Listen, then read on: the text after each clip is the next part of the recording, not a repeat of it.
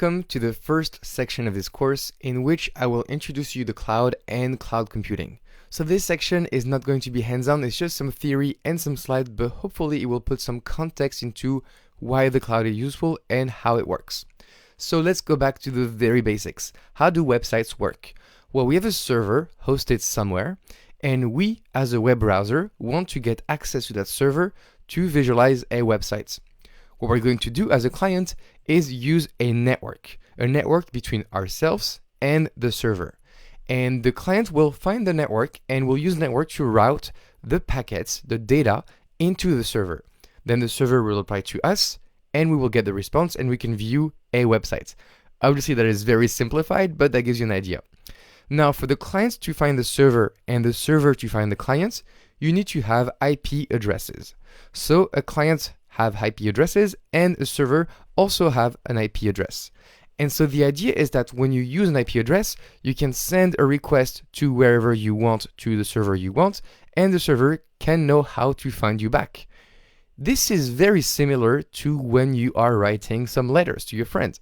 For example, you would write a letter and that would be your data and you would be the client.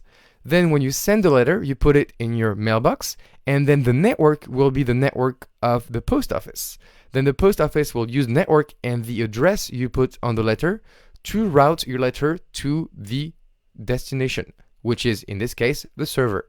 And then if your correspondent wants to reply you back, they can use the address you put on the back of the envelope to write you back, and again, use the same network to get the letter back to you.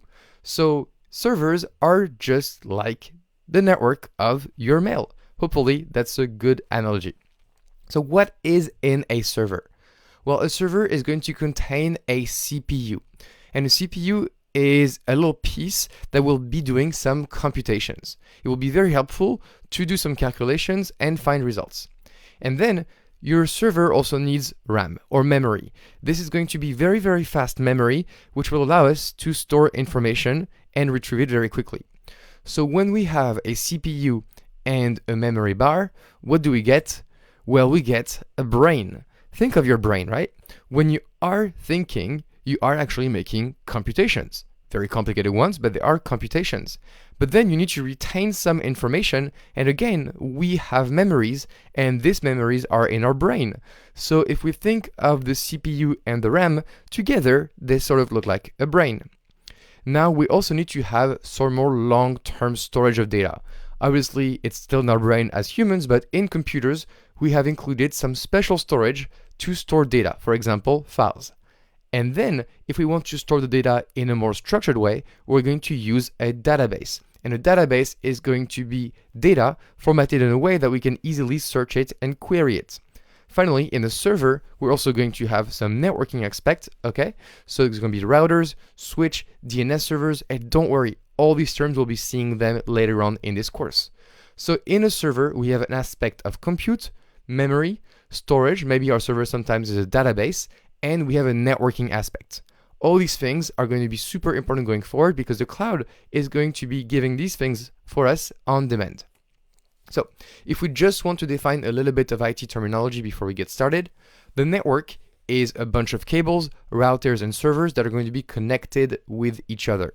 And the router is a specific device that will forward the data packets between computers in the networks, and they will know where to send your packets on the internet, just like your post-delivery service.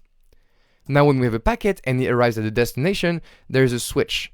And the switch will send the packet to the correct client on your network. So if we put all these things together, it looks like this.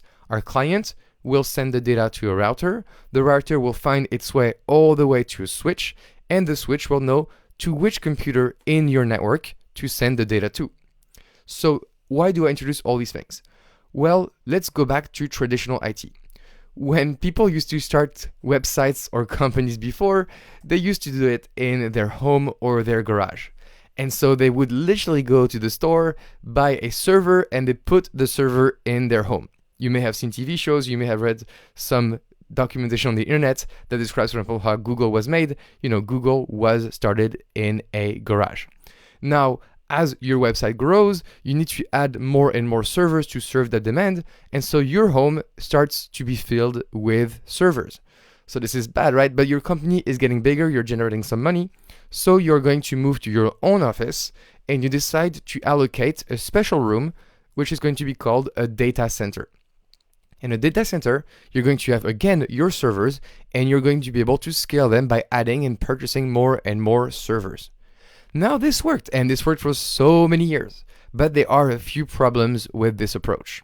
Number one is that when you have a data center or your own home, you're going to have to pay a rent. Then you're going to have to add power supply, cooling, and maintenance, because it does require some electricity to run your servers. It does require some cooling because the servers do get hot, and sometimes they break down, so you need someone to do the maintenance. On top of it, if you want to add or replace servers, it will take a lot of time because you have to order them, and then you have to hook them up in your center. Scaling is limited. If tomorrow you're getting 10 times bigger, you're going to need 10 times more servers, but you may not have the time or the space to do so. You also need to hire a team that is going to be there all the time, 24/7, to monitor the infrastructure in case something goes wrong. And what if there is a disaster? What if there's an earthquake? What if there's a power shutdown or even a fire? That would be bad, right? So can we externalize all this? And the answer is yes. And that will be the cloud. So I will see you in the next lecture to discuss a little bit more about the cloud.